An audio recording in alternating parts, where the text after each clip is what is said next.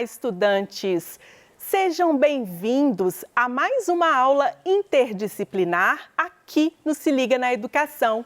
Esta é uma aula para o primeiro ano do novo ensino médio. Estamos implementando o currículo referência de Minas Gerais.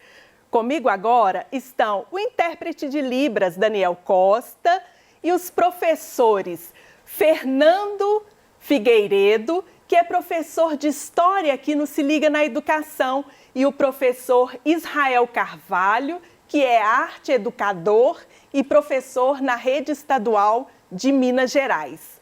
Bom, lembrando que esta aula é uma continuação, nós tivemos uma aula anterior abordando o mesmo tema. Se você não assistiu à aula anterior, você pode acessá-la no YouTube ou no site do Se Liga. Então, vamos começar a nossa aula. Mecânica clássica, como foi abordada na primeira aula, é o tema. Lembrando que esse tema contempla o objeto de conhecimento Leis de Newton, que de acordo com o plano de curso anual da Secretaria de Educação, faz parte do primeiro ano no segundo bimestre. Contemplaremos a competência geral 1 da BNCC, que é o conhecimento.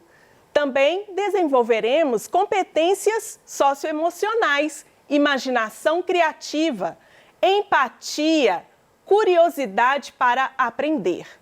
E nesta aula vamos estabelecer a relação entre a consolidação da ciência moderna e a ascensão da burguesia, relacionar o formalismo matemático da mecânica newtoniana com as artes e realizar um experimento para demonstrar a terceira lei de Newton. Mas até aqui nós já vimos como podemos relacionar a mecânica clássica com a arte renascentista através da geometria e também como podemos relacionar a mecânica clássica com a filosofia através da mecanização da natureza. Então, eu vou começar mostrando aqui, fazendo uma demonstração da terceira lei de Newton, né? Estamos falando de mecânica. E eu trouxe aqui uma engenharia mecânica que eu fiz, um carrinho. Aí, para demonstrar a terceira lei de Newton, eu acoplei um balão nesse carrinho. E a ideia é a seguinte, eu vou soprar esse balão e vou ver se esse carrinho vai entrar em movimento. Vocês acham que ele vai entrar em movimento? Não sei. Não sei. Vamos testar a terceira lei de Newton. Como nós vimos na primeira lei de Newton, um corpo em repouso tende a continuar em repouso. Então, se eu não mexer aqui nesse carrinho, ele vai continuar em repouso, parado aqui nessa posição indefinidamente. Somente uma força que pode tirá-lo do seu estado de repouso. Então, vamos lá. Vou encher o balão.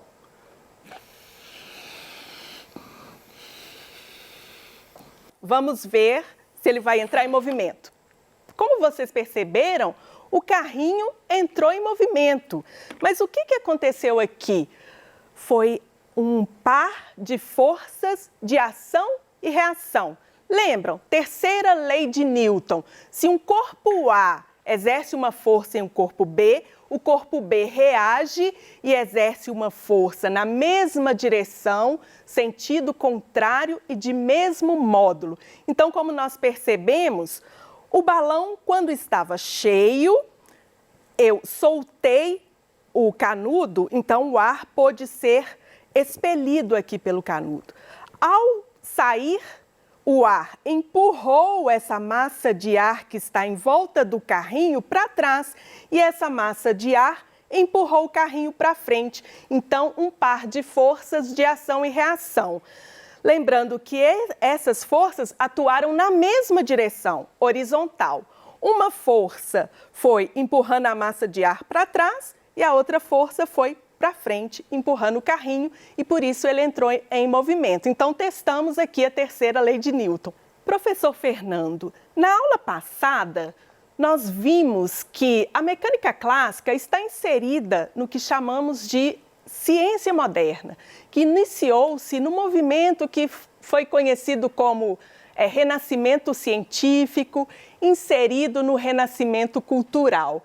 Foram muitas transformações naquela época. Nós vimos que, inclusive, aquela matematização trazida pela ciência moderna refletiu na arte, houve mudança de pensamento, né?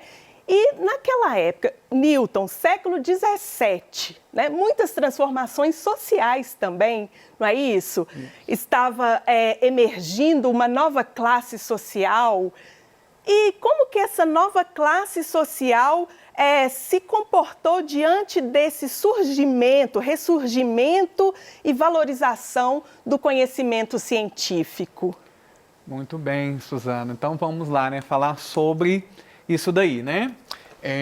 A gente vai utilizar um pouquinho aqui alguns assuntos, que é Iluminismo, Revoluções Inglesas, Protestantismo e Revolução Industrial. O que isso, então, tem a ver, né, com física, né, e com conhecimento científico? A gente está num processo que a gente chama de transição feudo-capitalista. É um momento histórico que a gente também chama de Idade Moderna. É um período em que, né, você está tendo uma transformação ideológica daquela sociedade feudal extremamente religiosa para uma sociedade extremamente racional, né, que vai ser a sociedade moderna e contemporânea.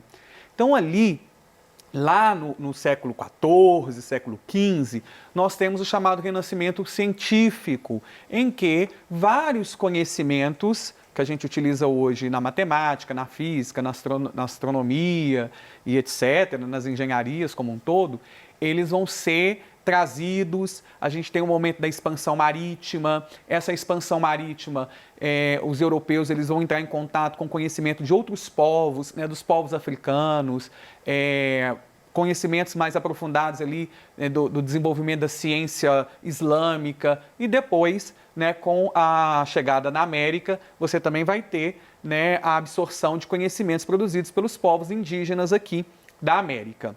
Enquanto isso, né, vários cientistas, né, europeus, eles vão estar desenvolvendo também várias técnicas novas, vários conhecimentos novos. Então, né, você vai ter Galilei com a teoria heliocêntrica, o Copérnico e vários outros que vão trazer, né, conhecimentos. E o que isso tem a ver com a burguesia? Tá? Em primeiro lugar, a burguesia ela está financiando esse renascimento. Tá? Então, vai ser a classe burguesa, que é uma classe que surge, né, dessa transformação do feudalismo para o capitalismo, do renascimento do comércio. Então, é uma classe que ela está, né, modificando a estrutura daquela sociedade europeia, que era uma estrutura dividida entre nobreza e camponeses, servos, né, uma estrutura pautada na terra, na produção agrícola, de subsistência, né, baseada no feudo. Então, o comércio, ele trazendo, né, transformações de realidade, a introdução, né, o crescimento, o aparecimento de novas cidades, a organização universitária. Então, todo esse pensamento, que inclusive muito dele é resgatado da antiguidade clássica, principalmente de Grécia e Roma, né, você vai ter, então, inclusive o nome Renascimento científico. Né? Então, a ideia de que existia um conhecimento científico de Grécia e Roma, né, que são duas grandes civilizações europeias, e você vai ter também um período, né, de apagamento disso, que era o domínio católico, e o ressurgimento dessas ideias. Tá? Então, isso tudo atrelado com outras transformações, mercantilismo, a reforma religiosa, né, que é o protestantismo, que vai trazer novas interpretações do cristianismo mais adequadas a essa realidade da ascensão do comércio e do aparecimento dessa nova classe burguesa, que tem outros valores morais e valores também econômicos para essa sociedade. Né? Então, a ideia do lucro, a ideia da acumulação de riquezas, que antes, na doutrina católica ali do feudalismo, não cabia essa ideia, né, de acumulação de riqueza através do lucro. Você vai ter o protestantismo dando um viés religioso, né, dando ali uma justificativa para a existência dessa transformação na sociedade. Então, isso é um primeiro momento que nós temos aqui. Tá? Depois, essas transformações de cunho ideológico, né, o renascimento cultural, a revalorização dos valores, né, trazidos da antiguidade, isso vai evoluindo no século XVI e no século XVII para a chamada teoria iluminista, em que você vai ter uma grande crítica à sociedade absolutista, ao sistema de privilégios da nobreza e do clero, e a proposta de uma sociedade baseada no mérito, né, baseada nas liberdades individuais, na posse de propriedades privadas e, claro, né, que são esses todos valores burgueses. Esses valores burgueses, então, eles vão ser colocados em prática através de 2 processos na Inglaterra, que vai ser a primeira nação, então, em que, né, essa aliança entre conhecimento científico e burguesia, ela vai estar inserida no contexto histórico, né, nos eventos de transformação histórica, que são as revoluções inglesa, 1640, né, até 1659, o chamado período da Revolução Puritana, em que você começa a ter, né, a introdução, né, da burguesia como uma classe de dominação política e que vai exercer um papel de decisão na formulação de leis, com a Revolução Puritana, com o controle do parlamento. E, por fim, em 1688, a Revolução Gloriosa, que institui a monarquia constitucional na Inglaterra, né? E ao estabelecer, então, um governo burguês liberal, né, na sua organização política, isso vai acelerar o processo de desenvolvimento de técnicas, de tecnologias e de conhecimento científico, que vai acabar gerando a chamada Revolução Industrial.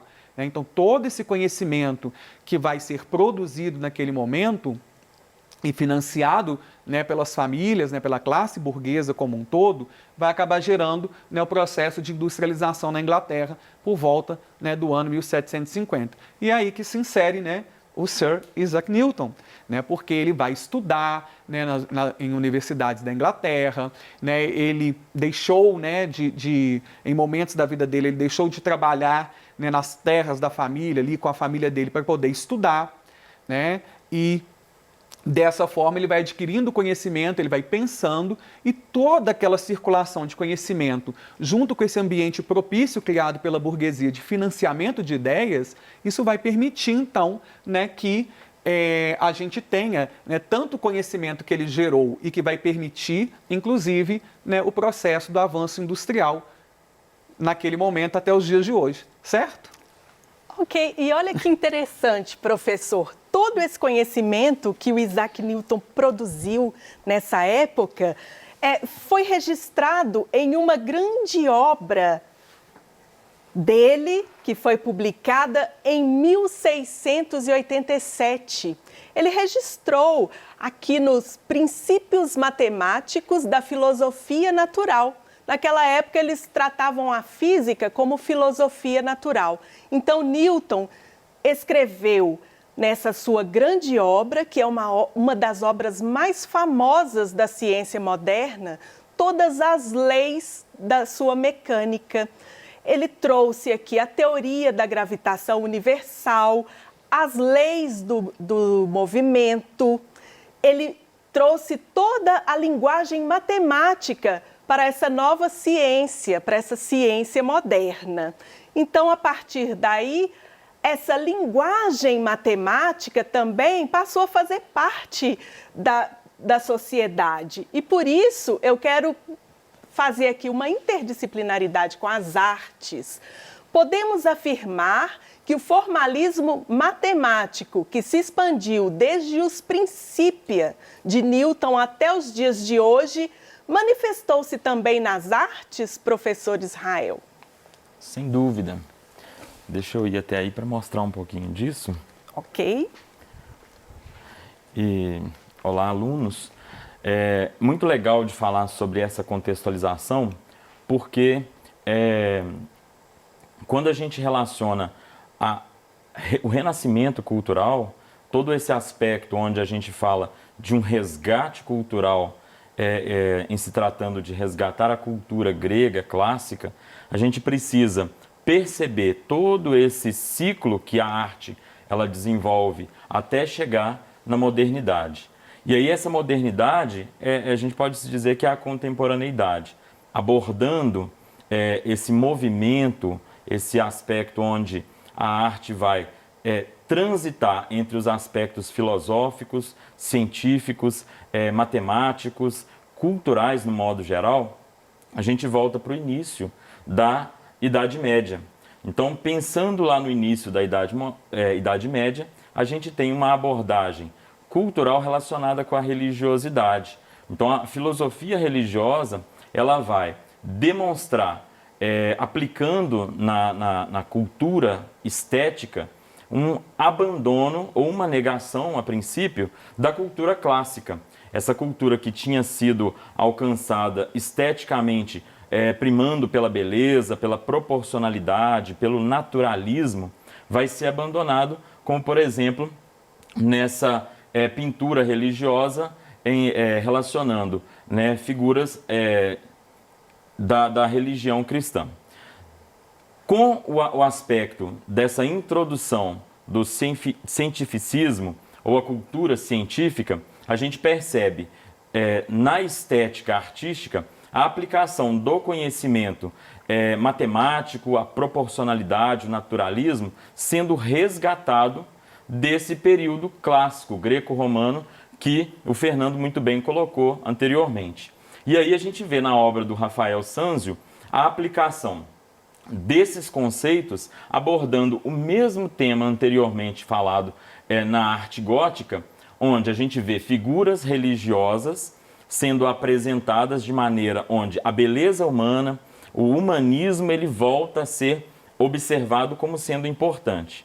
Também dessa maneira, considerando esse olhar voltado para o aspecto biológico ou para a natureza, a gente percebe também a presença da paisagem. E essa paisagem que anteriormente na arte gótica tinha sido abandonada. E aí a gente percebe a perspectiva sendo representada novamente. Ou seja, paisagem terrena passa a ser contextualizada nas obras de arte, considerando o valor relacionado tanto na filosofia religiosa, sobre a beleza, né, das figuras religiosas, quanto para trazer para uma consciência terrena, ou seja, a consciência racional, lógica e matemática desses contextos. E aí, trago na última imagem uma referência ao modernismo, na obra do Emiliano de Cavalcanti, onde esse artista propõe o mesmo tema, mas sem esse comprometimento com esse aspecto clássico ou até mesmo religioso apresentado anteriormente. Qual que é a proposta dos modernistas? E aí, respondendo à contextualização da pergunta que a Suzana fez. Se a gente tem uma desconstrução dessa cultura racional, é aí que está sendo aplicada a abordagem dos preceitos, dos conceitos matemáticos e racionais na cultura estética. A gente percebe, a partir da arquitetura, uma conclusão geral e máxima, pensando numa aplicação sociocultural na arte, a comparação entre duas arquiteturas, onde a gente tem na primeira Santa Maria del Fiore, uma construção, uma catedral religiosa, com todo o aspecto clássico e renascentista sendo aplicado, as medidas, a proporcionalidade, e em comparação a Catedral Metropolitana de Nossa Senhora Aparecida em Brasília, apropriando não do conceito matemático direto, mas na sua desconstrução. E aí essa desconstrução apresenta o eu lírico, o aspecto poético da arte. É interessante perceber, portanto, né, que parece que a humanidade está passando por uma transformação cíclica em espiral. Parece que são ciclos, mas que com patamares diferentes, essa transformação. E é interessantíssimo quando a gente consegue perceber que tudo está relacionado. A arte, a ciência tudo passando pela mesma transformação. Eu agradeço a presença dos professores, muito obrigada, professor Fernando, muito obrigada, professor Israel. E agradeço a você, estudante, que nos acompanhou até agora. Nosso muito obrigada.